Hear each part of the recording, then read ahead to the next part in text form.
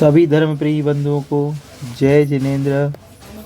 आज हम सभी आचार्य समंत भद्र स्वामी द्वारा रचित ग्रंथराज रत्नकंड श्रावकाचार्य जी के श्लोक क्रमांक 69 का अध्ययन करने जा रहे हैं।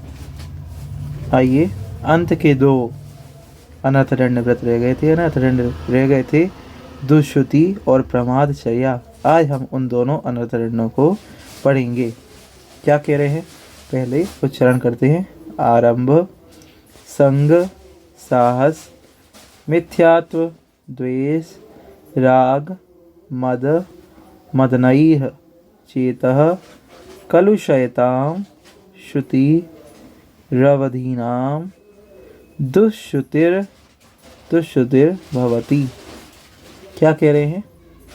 आरंभ, संग, साहस, मिथ्यात्व, देश, राग, मद, मदनैः, चेतः, कलुषयतां, श्रुति, रवधीनां, दुष्श्रुतिर्भवति। ये उच्चारण हुआ। अब चलते हैं अर्थ की ओर। कह रहे हैं आरंभ। आरंभ मतलब ऐसे कार्य जिन कार्यों में हमको 5 पाप लगते हैं उनको आरंभ कहते हैं। कैसे कार्य। संग मतलब होता है परिग्रह। साहस मतलब जिनमें हिंसा आदि, आश्चर्यकारी वीरता आदि की कथाएं हों, ऐसे साहस की कथाएं।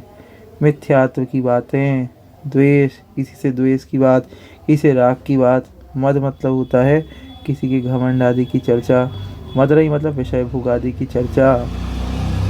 ऐसी चेता मतलब चित्त को। कलुषयता मतलब कलुषित करने वाली, गंदा करने वाली, मलिन करने वाली। श्रुति मतलब सुनना। अवधीनाम, अवधि मतलब शास्त्रों को, ऐसे शास्त्रों को जिनमें आरंभ, परिग्रह, वीरता, मिथ्यात्व, द्वेष, राग, मद मतलब घमंड, मदन मतलब विषय भोग आदि, इनकी चर्चा जिन शास्त्रों में, ऐसे खोटे शास्त्रों को सुनना। दुष्श्रुति भवति। दुष्श्रुति मतलब दुष्श्रुति नाम का अनर्थदंड होता है। श्रुति मतलब सुनना, दु मतलब खोटा। तो खोटा सुनने वाला जो अनर्थदंड है वो यही है। इन सारे विषयों के बारे में खोटा सुनना, जो पहली लाइन में लिखे हुए हैं, वही दुष्श्रुति नाम का अनर्थदंड कहलाता है। आइए चलते हैं अंतिम श्लोक की ओर। प्रमादचर्या नाम का अनर्थदंड।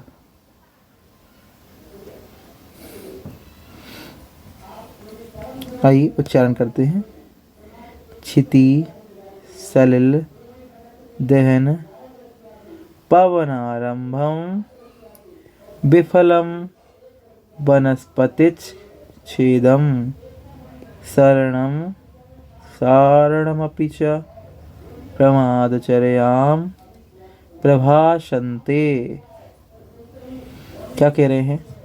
उच्चारण करते हैं। क्षिति, सलिल, दहन, पवना रंभं, विफलं, वनस्पतिच्छेदं,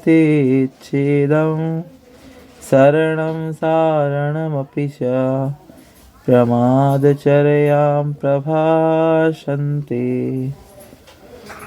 प्रमादचर्या नाम का अनर्थदंड किसे कहते हैं? कहते हैं, पढ़ते हैं। क्षिति, सलिल, दहन, पवनम। क्षिति मतलब होती है पृथ्वी। सलिल मतलब होता है जल। दहन मतलब होती है अग्नि। और पवन मतलब होती है वायु। और वनस्पति मतलब होता है वनस्पति। तो पृथ्वी, जल, अग्नि और वायु का आरंभम। आरंभ मतलब उनका अपव्यय।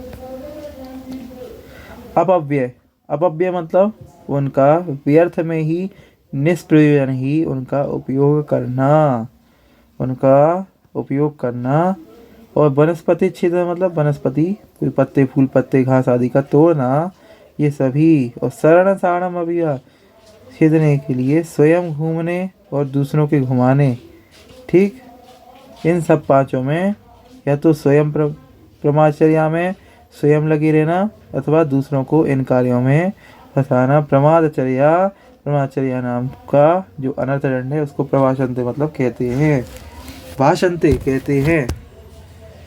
वनस्पति छेदने के लिए स्वयं घूमना या स्वयं वनस्पति आदि पर चलना या दूसरों को चलने के लिए कहना, ये सभी प्रमादचर्या नाम का अनर्थदंड के अंदर आता है। पांचों प्रकार के जो हमारे वनस्पति हैं, वनस्पति नहीं स्थावर काय जीव हैं, उनके किसी भी प्रकार से उनको नष्ट करना, उनको परेशान करना, ये सभी प्रमादचर्या नाम के अनर्थदंड के अंतर्गत आएंगे। इस तरह से हमने 5 प्रकार के अनर्थदंड यहाँ पूरे कर लिए हैं। आप सभी को समझ में आए होंगे। पुनः वीडियो को देखें, समझें और पढ़ें, स्वाध्याय करें और हमारे साथ जुड़े रहें ताकि पूरे रत्नकंडक शापकाचार्य जी का हम आपको स्वाध्याय करा सकें। तब तक के लिए सभी को पुनः जय जिनेंद्र।